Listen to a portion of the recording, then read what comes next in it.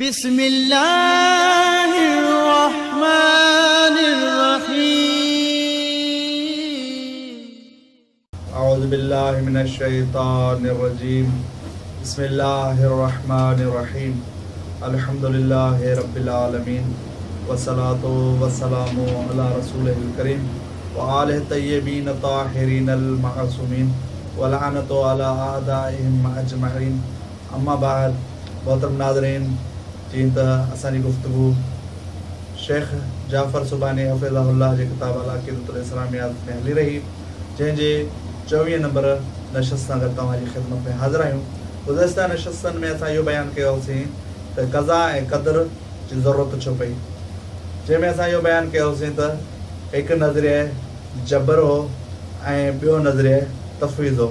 इन्हनि नज़रिए जबर ऐं तफ़वीज़ खां बचण जो तरीक़ो क़ज़ा ऐं क़दर आहे। सभ खां पहिरीं असां इहो हाणे बयानु कंदासीं त क़दर छा आहे। इमाम रज़ा अलैहिस्सलाम क़दर जे लाइ फरमाइनि था अल क़दरु वज़उल हुदूद मिनल बक़ाए वल फ़ना। क़दर चवंदा आहिनि हुदूद खे वज़ा करणु, यानी अलाह साईं हुदूद खे वज़ा कयो आहे बक़ा ऐं फ़ना मंझां। मसलन अलाह साईं इंसान जी उमिरि मुक़ररु कई आहे। हिकु इंसान जी 60 साल, कंहिंजी 65 साल, कंहिंजी 70 साल उमिरि जो वधा थियनि, या कंहिं इंसान जो हिकु ख़ासि मिक़दार में रिज़्क़ वधा थियनि। अहिड़े तरीक़े सां तमामु मख़लूक़ात जूं उमिरूं, उन्हनि जा रिज़्क़, इहे शयूं जेके क़दर में अचनि थियूं।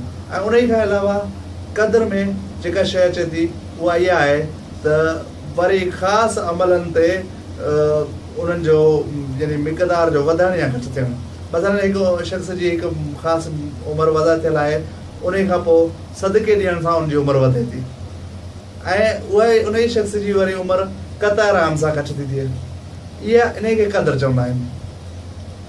ऐं इहा क़दर हर शइ में मुयन थियल आहे, यानी इंसान हुजे, चरंद हुजे, परंद हुजे, हर शख़्स जी उमिरि, रिज़्क़ ऐं सवाब, जज़ा, अज़ाब वग़ैरह इन सभिनी में हिकु ख़ासि मिक़दार बयानु थियल आहे। जहिड़े नमूने सां मसइलन नमाज़ जे लाइ हिकु ख़ासि अजर मुयन आहे, लेकिन अगरि इन नमाज़ खे हिकु सुठी ऐं ख़ासि कैफ़ियत सां अंजाम न वञे, जमायत सां अंजाम न वञे, त उनजो सवाबु वधी थो वञे। लेकिन इन ई साॻी नमाज़ खे हिकु अहिड़े मक़ाम ते पढ़ी वञे जंहिं जॻह ते मसइलन बाहि ॿारी वञे थी, त उन जो वरी अजर घटि थी थो वञे। यानी उहे जे मक़ामात जिते नमाज़ पढ़णु मकरूह आहे त इहो अजर घटि थो थिए। इहे सभु क़दर में था अचनि। ऐं उन खां पोइ क़ज़ा छा आहे। इमाम रज़ा अलैहिस्सलाम फरमाइनि था हो अल इब्राम वल इकामतुल ऐन। इहा जेका क़दर बयानु थियल आहे, इन ई क़दर ते फ़ैसिलो करणु, इन खे क़ज़ा चवंदा आहिनि। ऐं इहो फ़ैसिलो हतमी आहे। जेका क़दर मुयन थियल आहे, उन ई क़दर जे मुताबिक़ फ़ैसिलो थींदो। मसइलन जेके उन्हनि अमाल कया आहिनि, उन ई अमल जो जेको बि मिक़दार में जी उनजी जज़ा आहे, त उन जज़ा मुताबिक़ उनखे जज़ा ॾिनी वेंदी, ऐं या उन जे अमल ते जेका सज़ा आहे, उन ई मिक़दार में उनखे सज़ा ॾिनी वेंदी। हाणे क़ज़ा ऐं क़दर जूं ॿिन्ही जूं ॿ क़िस्मूं आहिनि। यानी क़दर जूं जेके ॿ क़िस्मूं आहिनि, क़दर ज़ाती ऐं इल्मी।